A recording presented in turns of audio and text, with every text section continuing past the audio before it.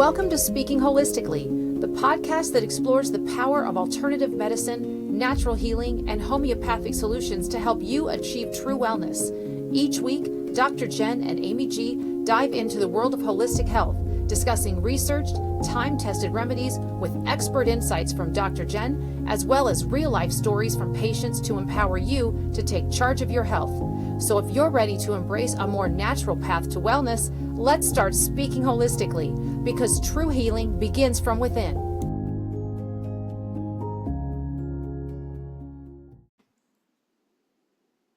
Hi, everybody. Welcome to Speaking Holistically. I'm your co-host, Amy G. I'm here with my amazing co-host, Dr. Jen. And today we are doing a common health concern episode on cholesterol. Yep. So cholesterol tends to get the brunt of the drama from the labs. So we're going to go over this, and you can go over your own labs and take a look at some of the stuff and see where your absolute relative risk is for cholesterol issues. So I do want to start off by saying that with the lab values, when my grandfather was in practice, and I still have his obstetrics books that have the lab values printed in the front page of the books. It's literally printed like on the inside of the front cover. Like, it's crazy. So anyway, the normal total cholesterol was 100 to 250, and it has been lowered multiple times since then, and now we're down to 200. Cholesterol is not the devil. It's not what everybody thinks it is, and it's really, really important. The liver actually plays a central role in both making cholesterol and eliminating it out of the body. So the liver has to be supported anytime your cholesterol is too low or too high. It just has to be, because that organ is taking a tremendous amount of pressure on both ends of that, of making it and eliminating it.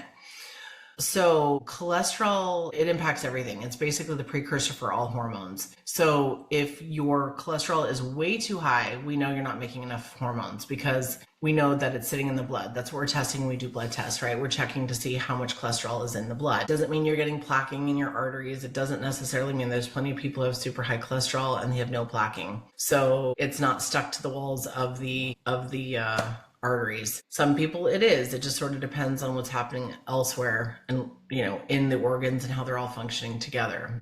So if a patient comes in and their cholesterol is at, let's say, 300 or 500 or whatever, and people go, oh my gosh, I'm like, it happens. It's not the end of the world. They're not going to stroke out in my office at that point. And I'll explain a little bit more about why. But as far as hormones go, if the cholesterol is that high, I know that it's not being converted into hormones appropriately. So therefore, I know their hormones are low. They're probably needing HRT or something else, that sort of a thing. They're not having much of a sex drive. Now, the opposite is true too. I had a 33-year-old that I did a telehealth with last week, and his total cholesterol is 114. And I said, how's your sex drive? And he's like, yeah, it's not really there. And I said, yeah, I know, because there's no way that your body has enough cholesterol to make hormones. But the other part that was interesting is he's been diagnosed with basically global inflammation, but inflammation in the muscle, in the muscle fibers. So it's not just fibromyalgia, but there's other stuff going on with that. So what a lot of people don't know is cholesterol is there. It acts like the fireman to put out the fire, to put out the inflammation. So cholesterol isn't necessarily a bad thing, but too much of it in the wrong place obviously is a bad thing. Just like if you've got too much calcium and the wrong type of calcium, and it's in the kidneys, then we call that a kidney stone. So, but if we have the right type of calcium and a lot of it in the bone, it's a great idea. So if you have too high cholesterol or too low cholesterol, or your hormones aren't proper, there's a reason for it. So instead of treating the symptom, figure out what to do. And that's what we're going to talk about today. We'll go through the labs in a minute, a little bit more on that. But basically, when somebody has cholesterol issues, we want to decrease the alcohol and the sugar, because the liver literally has to process both of those. And sugar and alcohol are synonymous. So generally, if I have alcoholic patients, they will stop drinking. They will nearly 100% of the time go for sugar. They become like candy or processed carbs like pretzels or something to stimulate that portion of the brain. So they trade it from alcohol for something else that's sugary, that's going to stimulate their bodies similarly for how the liver has to process it. So decreasing alcohol and decreasing sugar is going to be super important. Also decreasing trans fats. So processed, if you're going to McDonald's and you're eating fried foods and things like that, or even tortilla chips at home that have been fried or whatever. So some of these fats are not great for us. And increasing your Mediterranean type diet with like salmon, nuts, seeds, stuff like that is going to make a huge difference. But avocados, things like that are going to be a lot healthier for you. So you want to increase those like monosaturated and poly like unsaturated fats. Some people actually do okay with red meat and chicken and they're like, oh no, that's saturated fat, but it can be good genetically for certain people. So we can't across the board say, oh no, that's a terrible idea. You have to get that out of your diet. What you need to do is support your liver better so the liver can process those fats in a healthy way. So liver support is going to be monumental with any kind of cholesterol issue, whether it's too high or too low.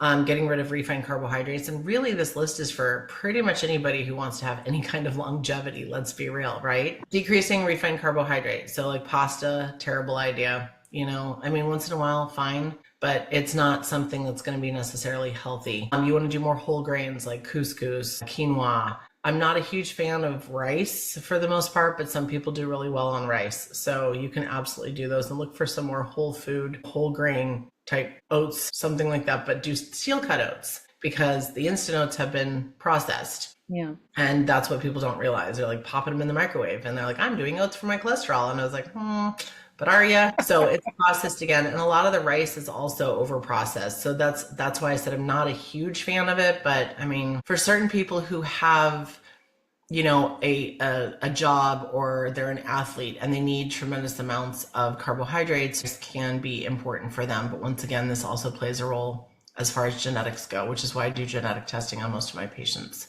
Decreasing your BMI, your body mass index. So if you're overweight, you're obese, you're eating crappy foods, you're not exercising, whatever the situation is, that's also going to tend to increase your cholesterol. So getting that body mass index down is going to be helpful. Increasing your exercise, even if it's a 10-minute walk. I'll tell some patients, listen, take a 10-minute walk, just walk 10 minutes away from your house, directly away from your house, and then just turn around and come back. So you're only taking a 10-minute walk, whatever you have to do to trick yourself into getting a little bit more exercise in. Leave your phone at home, don't answer it, give yourself some time away from everything. If you walk a dog, they tend to stop 50,000 times to have to pee or sniff something. So that may not get you the exercise you're looking for either. And everybody knows you're taking your kid with you and they want to stop and look at everything and then you stop. And so you're not getting the full cardiovascular health of that walk. So just pay attention to that. Also, certain medications increase cholesterol levels and triglycerides and stuff like that. So certain birth controls, certain diuretics for blood pressure.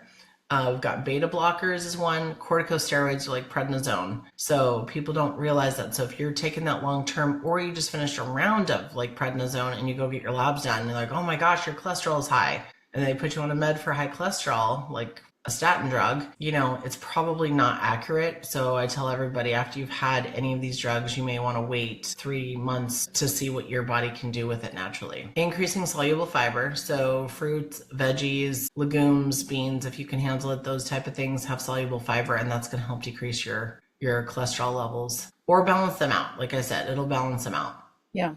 Also omega-3s and taking liver support. So you want to take generally 2,000 to 3,000 milligrams of fish oil, but you also need to take some liver support so that the liver can process those fats appropriately. So, and the same fats are not necessarily great for every single person. So sometimes we'll do flax. It doesn't have to be fish oil, but we can do different oils depending on the person and their genetics. And once again, I look at a lot of those genetic labs to figure out exactly what we need to do and what that body processes best. We're going to go also and discuss those labs like we had mentioned earlier is looking at the lipid panel. And the lipid panel does include all the different layers, if you will, of cholesterol. So one of the values is total cholesterol.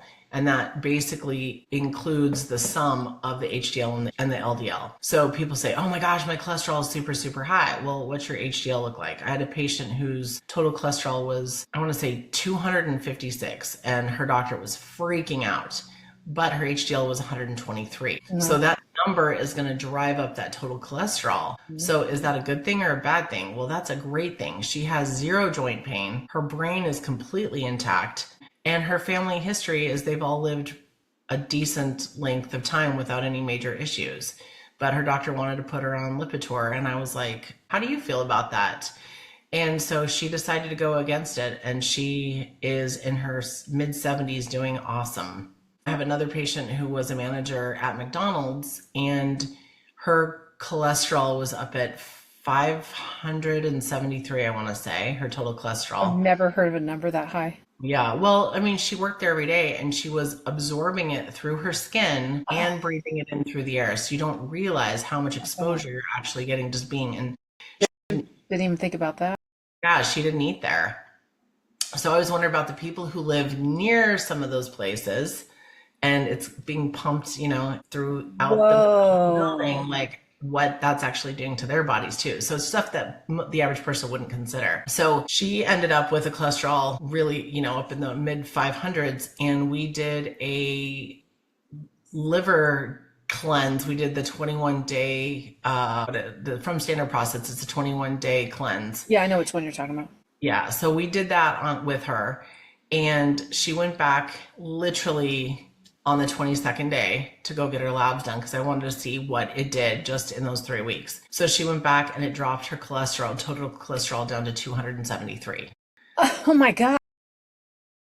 And her doctor was like, that's impossible. The first numbers must have been wrong. And I was like, or not. So for her body, so that's something that she needs to do on a twice a year type basis and support her liver better just because of what she's exposed to all the time. Wow. Yeah. So yeah, definitely things we don't think about. So anyway, the cholesterol, the HDL and the LDL can drive up that total cholesterol number. So when you look at a cholesterol panel or a lipid panel, you're not looking at each individual number. And if you are, you're missing the boat. You need to look at the whole thing like a puzzle. And the biggest thing is I always run a ratio calculator for all of my patients that do a lipid panel, which is basically all of them, because it doesn't cost any more. And your doctor can make sure that they put that on there. If they don't put it on there for some reason, which I don't know why you wouldn't, you can find cholesterol calculators online and just go Google that and plug in your information and see where you're at. So the ratio used to be 5 and under would be like, okay, that's where, you need to be. And now I think they moved it to 4.4 and under. I'm like,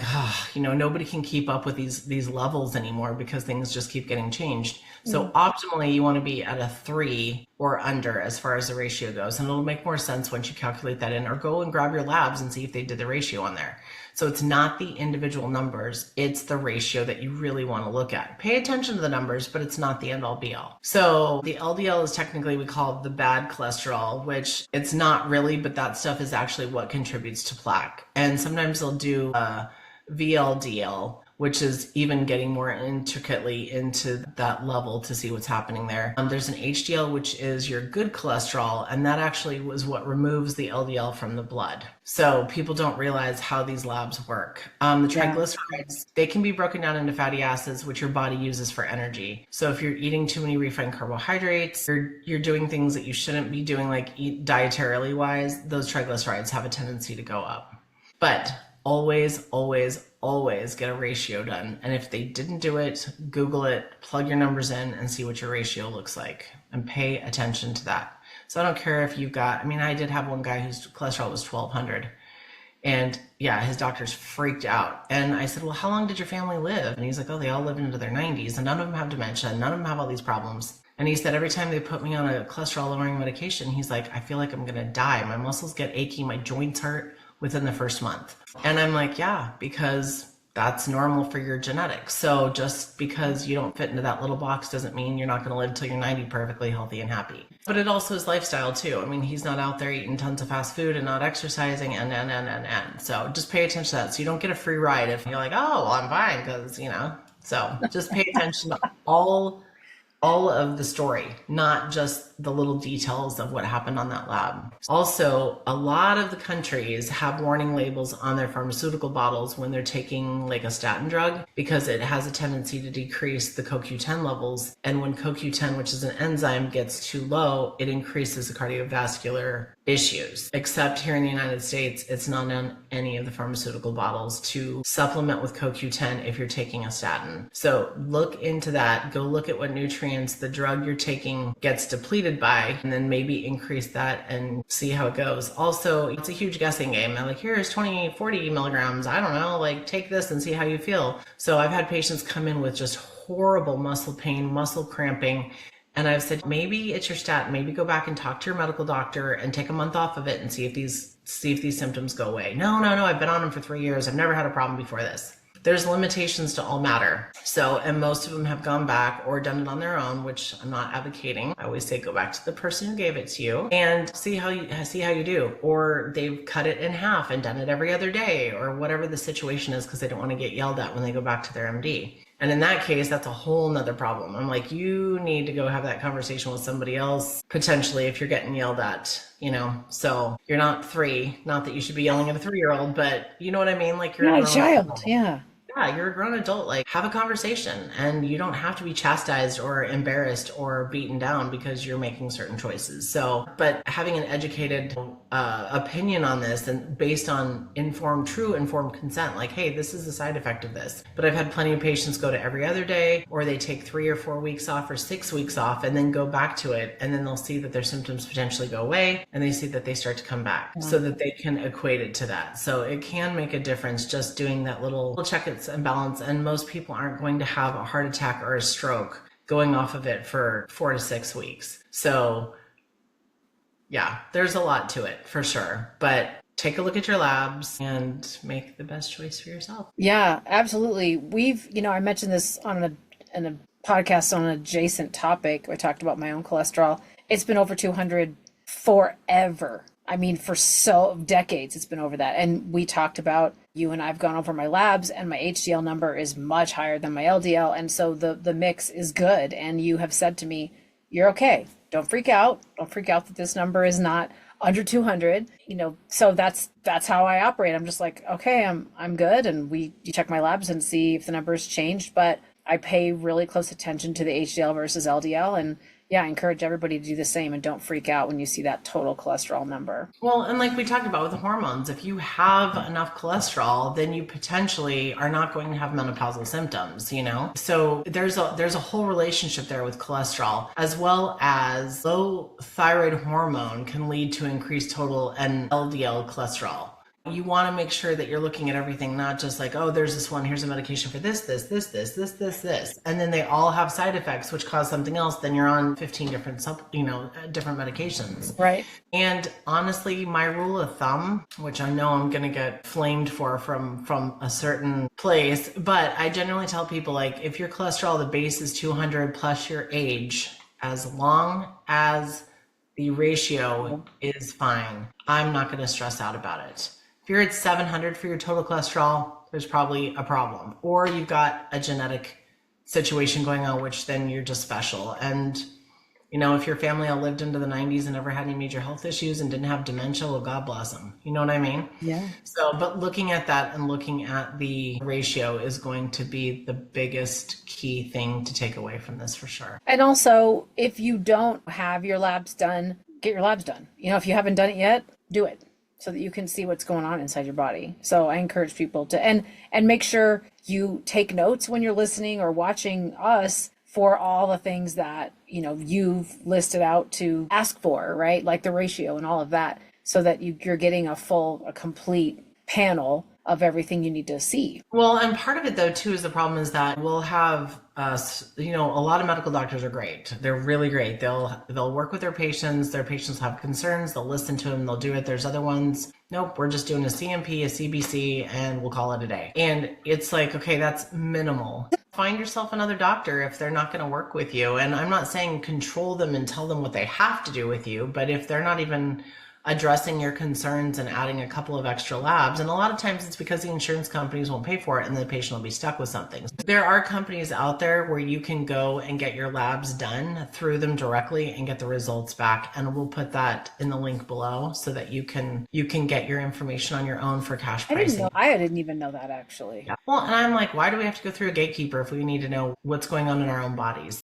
I do not get that at all. You and I were just talking about, which I'm going to need that link, because you and I were just talking about me getting my labs, because I always get them once a year and we check my thyroid function because of the Hashimoto's. And so you were like, yeah, when's the last time your lab's done? I said, I'm due. I need to go. And I went to click on, because I only see the primary care physician to get the order to get my labs done. I never see her any other time. Anyway, so I went through and there was a button to click to order labs. And as soon as you click on it, it's like, what provider ordered these? You must have a provider. And it made me think about us talking about this and going, got to go through the freaking gatekeeper. So I think what I'll do is I'll just use that link and go separate because I don't want to deal with that, Well, and that's part of it, right? If you're not doing that, then you're not using certain facilities and stuff. So it's all part of a game for sure. But I mean, I send myself out for a full cardiac panel and a whole host of other stuff every year, at least once a year. I just want to make sure with a family history like I have that I'm,